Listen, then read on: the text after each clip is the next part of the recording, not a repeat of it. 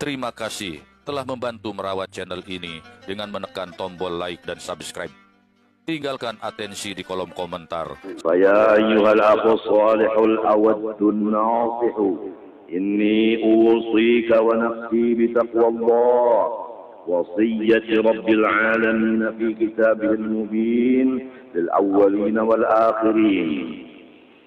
Kemudian daripada bismillah, alhamdulillah, salawat dan salam, maka wahai saudaraku seagama yang sudah diberi anugerah iman, yang aku cintai, yang mempunyai hati yang baik,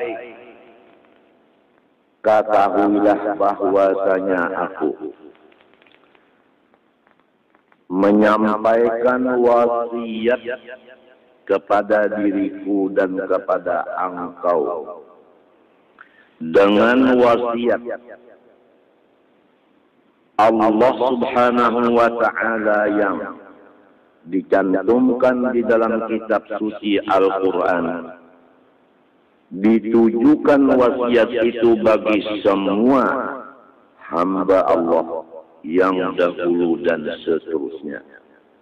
Wasiat itu yaitu yang dinamakan taqwa kepada Allah Subhanahu wa ta'ala. Wahia ibaratun 'an ijtinabi ma nahallahu 'anhu wa fi'li ma amara Allah bih. Maksud daripada takwa itu adalah menjauhkan diri daripada semua yang dilarang oleh Allah Subhanahu wa ta'ala dan memperbuat semua yang disuruh oleh Allah Subhanahu wa ta'ala. Adapun usaha ikhtiarnya untuk menjauhkan diri dari yang dilarang Allah, yaitu harus mempunyai makrifat kepada Allah yang mewarisi takut hati kepadanya. Artinya kita harus mengenal akan Allah yang sangat besar itu. Contohnya, kalau samuk atau nyamuk menggigit kita, sudah kita ada tahan membiarkannya. Pasti kita menjauhkan diri daripada gigitan nyamuk dan semut itu tadi. Apalagi siksaan Allah Subhanahu wa ta'ala. Kalau kita pernah melihat orang-orang yang disiksa di penjara, maka rasanya hati kita takut masuk penjara. Padahal hanya di dalam dunia. Belum lagi siksaan Allah di akhirat. Dengan memperhatikan dua contoh itu tadi, insya Allah hati kita takut kepada Allah sesudah kita mengenal akan kebesaran Allah. Orang yang belum mengenal kebesaran Allah pasti tidak bisa takut kepada Allah. Misalnya, orang yang tidak tahu kebesaran gurunya, maka tidak bisa ia takut akan gurunya itu. Maka gurunya dianggapnya teman biasa, manusia biasa. Malahan gurunya dianggapnya lebih remeh daripadanya. Akibat tidak makrifat, belum mengenal. Orang yang bisa menghormat guru, orang yang sudah kenal kebesaran guru itu. Guru pertama diwajibkan melajari akan si murid. Dua, guru disuruh memelihara murid itu. Guru disuruh mendoakan murid itu. Guru disuruh beribadah pahalanya untuk si murid. Apa begitu? Pahala guru dibagi-bagi untuk murid. Tidak masuk akal. Nah begini. Guru itu seperti ayah. Setiap orang tua wajib menafkahi anak-anaknya. Maka jelas, setiap orang yang punya guru, ibadah guru itu diserahkan guru kepada Allah, mohon pahalanya diberi ganda, dibagikan kepada anak-anak muridnya sebagai anak-anak tanggungannya. Sebagaimana orang punya anak buah, wajib mencarikan nafkah dan anak buahnya untuk anak buahnya. Jelas? Dan setiap guru tidak ada mempunyai sifat amarah terhadap muridnya. Dia mempunyai kasih sayang kepada muridnya. Di atas daripada kasih sayang ibu bapak terhadap anaknya. Sekali lagi, lebih kasih sayang guru terhadap murid dari ibu bapak si murid itu terhadap anaknya. Arhamun nasi bin nasi al-ulama. Hadis Nabi. Ulama itu paling kasih sayang dari manusia terhadap manusia. Tapi Allah lebih-lebih lagi Arhamur Rahim. Nah, kalau orang sudah betul-betul yakin bahwa Allah itu besar dan kasih sayang, niscaya dia takut kepada Allah Ta'ala dan dia mengharap kepada Allah. Nah, sudah ada takut kepada Allah, sudah ada mengharap kepada Allah, karena sudah mengaji dengan yakin masalah sifat-sifat Allah, baru kita beralih. Apa yang dilarang Allah? Mau tidak mau, kita pasti berusaha berikhtiar dengan keras mengaji apa-apa yang dilarang Allah. Kalau mengaji makrifat sahaja, maka hasilnya hanya takut dan mengharap. Tapi yang dilarang Allah, dia tidak mengaji, maka tetap pekerjaannya pasti pekerja yang dilarang. Sebab dia belum tahu yang dilarang itu.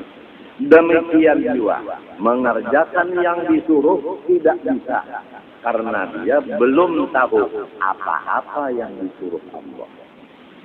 Nah, oleh sebab itu, mengaji makrifat sampai menghasilkan takut dan harap, mengaji segala larangan Allah, mengaji segala suruhan Allah. Kalau makrifat tidak ada penghabisannya. Kalau larangan Allah sangat banyak hitungannya.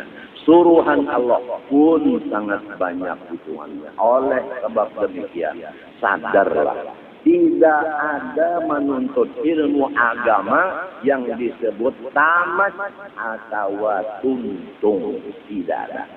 Rasulullah SAW bersabda, "Utlubul ilma minal mahdi ilal lahdi." Menuntut ilmu agama mulai kecil sampai ke liang lahat. Tidak ada orang menuntut ilmu 1 bulan selesai. Tidak ada. Harus sampai mati. Karena suruhan Allah sangat banyak. Yang dilarang Allah pun sangat banyak. Mengenal Allah makrifat, Allah tidak ada batas. Maka makrifat pun tidak ada batas. Sekadar kita makrifat kepada Allah, sekadar itu kita bisa melaksanakan takwa kepadanya. Sekadar kita makrifat dan takwa di dunia, sekadar itulah kita lezat nantinya di dalam surga. Maka selama umur ada di dunia ini, kita berusaha sekeras-kerasnya dengan perintah Allah dan tuntunan Rasulullah Sallallahu Alaihi Wasallam dan ruhani para masyaikh kita dan judud atau nenek moyang kita, maka kita akan mendapat kelezatan yang luar biasa nanti di dalam Firdaus, surga yang paling tinggi, yang di Firdaus itulah duduknya kekasih kita Rasulullah Sallallahu Alaihi Wasallam. Untung bagi orang yang umur dari kecil sampai tua 70 diisi siang dan malam dengan menuntut ilmu dan mengamalkannya. Rugi orang yang umurnya diisi dengan menuntut yang bakal ditinggalkannya atau yang hancur.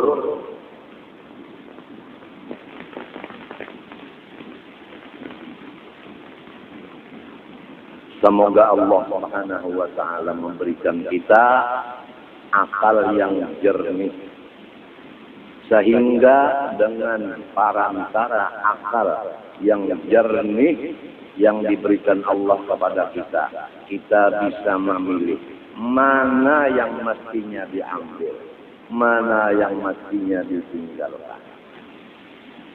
Dunia akan kita tinggalkan.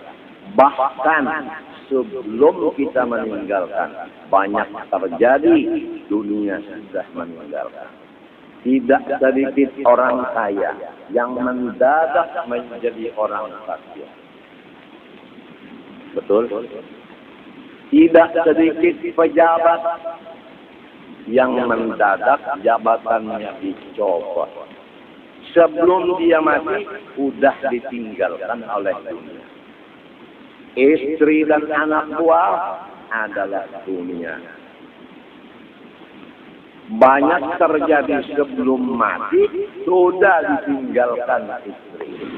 Belum mati sudah ditinggalkan anak-anaknya.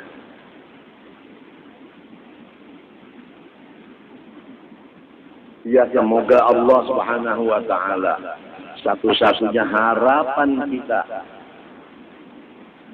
memberikan kita akal yang bersih. Karena ciri-cirinya akal yang bersih, memilih yang kekal abadi.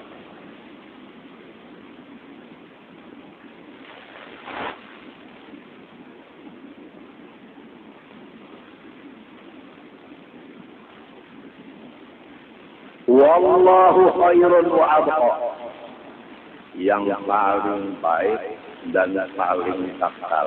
Tidak ada dua, hanya satu, yaitu Allah.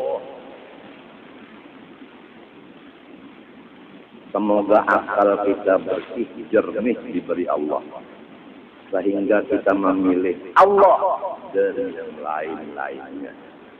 Yang lain dari Allah pasti akan meninggalkan kita. Kadang-kadang di dunia sudah ditinggalkan kita. Istri kita kadang-kadang di dalam sehari malaman itu 2-3 jam tidak mau ngomong dengan kita. Karena apa? Karena dia marah dengan kita. Padahal dia mulai awalnya sudah menerima uang mahar dari kita. Kemudian dia menerima uang untuk pakaian, menerima uang untuk makan minum, menerima pendidikan pelajaran agama dari kita, tidur di rumah kita. Namun terjadi pernah sehari semalaman 2 jam istri kita tidak ngomong dengan kita. Marah, mukanya tidak lagi senyum. Betul?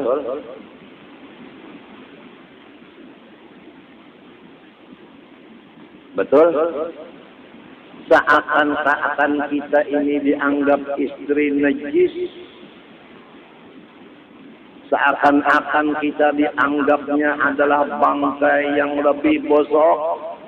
Jadi dia membenci dan menjauh.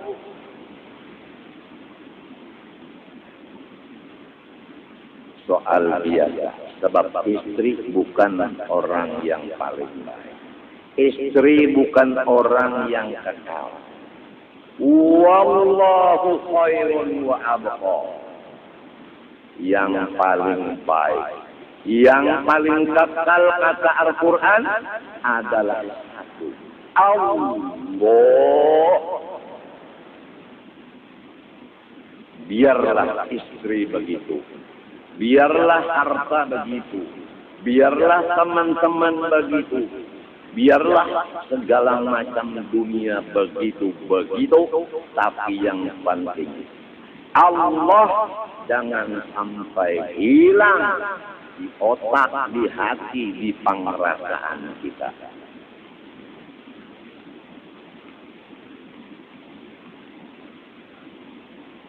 Watruk minal azwaj man ma sa'adat fi ta'atin wa kharra azuban fawda. Di dalam kitab Kifayatul Afiyah. Lepaskan olehmu dari istri-istri kamu yang tidak menolong, membantu, mendukung akan kamu yang melaksanakan taat ibadah kepada Allah. Kamu ditugaskan untuk melajari dan mengamalkan ilmu. Kemudian istri kamu tidak membantu pekerjaan kamu itu, maka perintah watruk, serahkan kepada ibu bapaknya.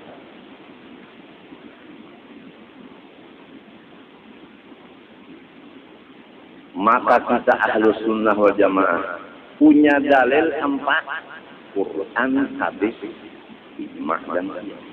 Kalau sudah istri yang kita mahar tidak membantu mendukung kerjaan kita yang seperti kerjaan Rasulullah ini, apalagi yang bukan istri,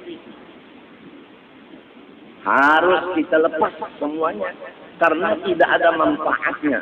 Kalau tidak ada manfaatnya, berarti kita dapat mudaratnya. Jadi berjauhlah. Ittaqizillaha sahiban wa da'inna sajaniba. Bismillah. Sahabatmu itu hanya satu, yaitu Allah. Maka manusia itu lemparlah ke samping.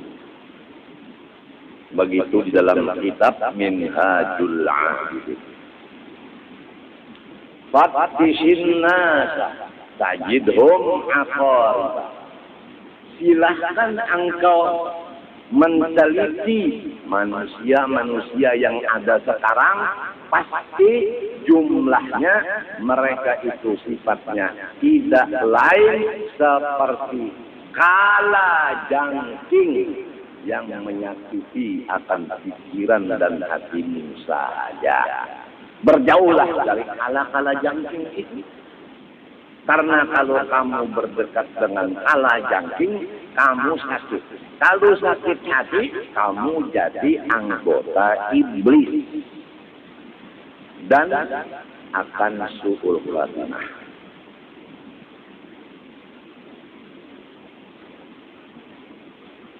Syekh Salman Al-Madani di dalam manaqib beliau.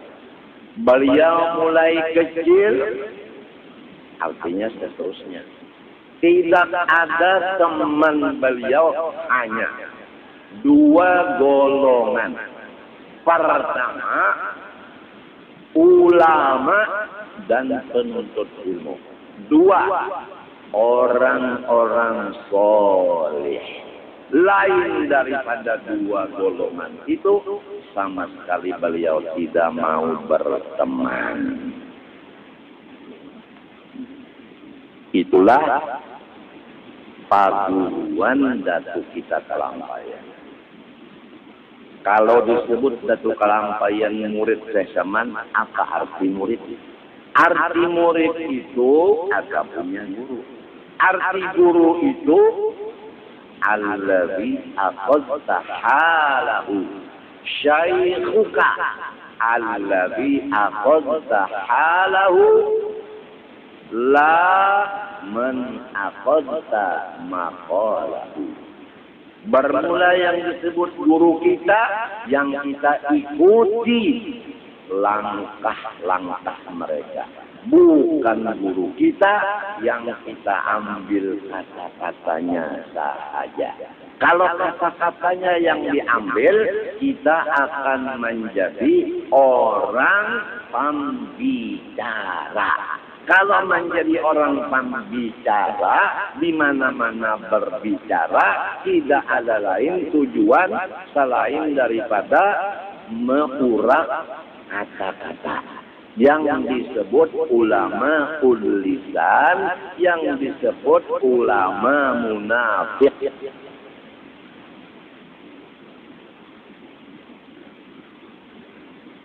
Adapun yang disebut ulama-ulama Allah, mereka yang dipentingkan adalah ilmu dan amal. Bukan